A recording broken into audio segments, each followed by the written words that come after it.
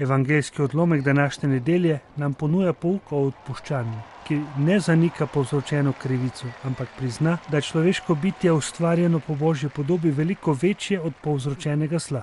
S temi besedami je papež Frančišek začel opoldanski nagovor na današnjo 24. nedeljo med letom, z okna apostolske palače na trgu svetega Petra. San Pietro domanda a Gesù: Sveti Peter je vprašal Jezusa: Se il mio fratello commette colpe contro di me, quante volte dovrò perdonargli? Gospod, kolikokrat naj odpustim svojemu bratu, če greši zoper mene? Do 7-krat? Petru se je zdelo že največ 7-krat odpustiti isti osebi. Nam se morda zdi že veliko odpustiti 2-krat.